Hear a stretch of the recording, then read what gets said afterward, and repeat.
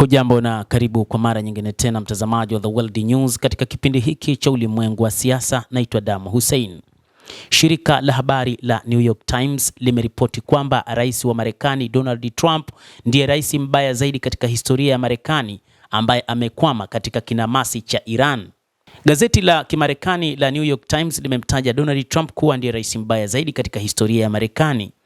Limeeleza madhara makubwa na yasiyokuwa ya kawaida yaliyosababishwa na kiongozi huyo kwa taasisi za umma na za kibinafsi katika upande wa demokrasia, mfumo wa mahakama na vyuo vikuu ndani ya Marekani, pamoja na mahusiano ya nchi hiyo na washirika wake duniani. Gazeti hilo la New York Times limeandika katika ripoti ya uchambuzi kwamba yeye ndiye rais mbaya zaidi katika historia ya taifa hilo. Ripoti ya gazeti hilo imesema Trump, kwa kupunguza bajeti ya taasisi ya kitaifa ya afya, amefuta majaribio ya kimatibabu ambayo yamesababisha vifo vya mapema vya wagonjwa wengi wa saratani. Katika sehemu nyingine, uchambuzi wa New York Times pia imeandika Trump kwa sasa amejikuta katika hali ambayo njia yoyote atakayochukua, iwe kuzidisha vita dhidi ya Iran au kurudi nyuma, ina gharama kubwa. Mgogoro huu umekuwa ni njia panda na ni hatari kwa Marekani ambayo si rahisi kutoka.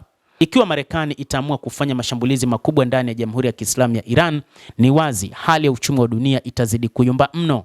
Lakini pia ikiwa rais huyo wa Marekani ataamua kuachana na vita hivyo, ni wazi Marekani itakuwa imedhalilika katika vita hivi, kwani dunia inaitazama kama taifa kubwa lenye uchumi mkubwa, lenye teknolojia ya hali ya juu, kwamba haiwezi kushindwa na Jamhuri ya Kiislamu ya Iran. Lakini pia ni wakati ambapo rais huyo wa Marekani yatazuka maswali mengi: ni kivipi ametumia rasilimali kubwa za nchi na kushindwa vita dhidi ya Jamhuri ya Kiislamu ya Iran.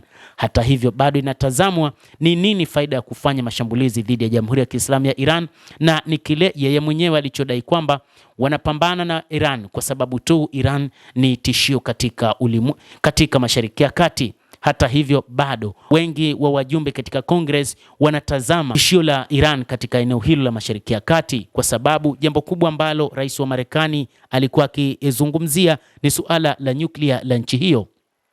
Nchi hiyo ilikubali kutozalisha uranium kwa muda mrefu, hasa katika kipindi cha mwaka 2015 wakati wa utawala wa Barack Obama, lakini baadaye mwaka 2018 alipoingia madarakani rais wa Marekani wa sasa Donald Trump, katika awamu yake ya kwanza aliondoa Marekani. Hii ilipa hasira Iran na kuona kwamba pengine Marekani haikuwa na mpango kabisa wa kuondoa vikwazo dhidi ya Iran, na hivyo kuongeza vikwazo zaidi ndicho kilichoifanya Iran kuongeza urutubishaji wa uranium na kufikia karibia zaidi ya kilo 400, ambayo ni sawa na 60%, na inatajwa kwamba ikifikia 90%, basi Iran itakuwa na kombora la nyuklia. Sasa Marekani inaendelea kusema kwamba Iran itamiliki silaha za nyuklia, na endapo itakuwa na silaha hizo itakuwa ni taifa ambalo ni tishio katika eneo hilo la Mashariki ya Kati.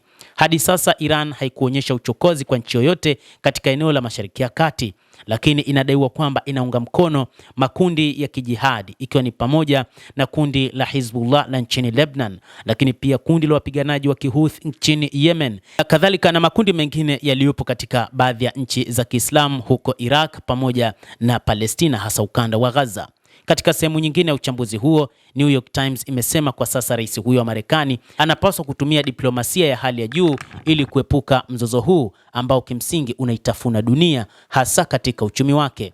Gazeti hilo limeongeza kuwa Trump alianza vita dhidi ya Iran kwa ahadi za uongo za Benjamin Netanyahu, waziri mkuu wa Israel, lakini mambo hayakwenda kama ilivyoahidiwa na ndoto zote zilibatilishwa na mapambano ya kushangaza ya Iran. Sasa baada ya karibu miezi miwili, Trump anahangaika kujitoa kwenye kinamasi hicho, lakini pia anatazama ni jinsi gani ataweza kuonyesha mpambano wa hali ya juu kuweza kuishinda Iran.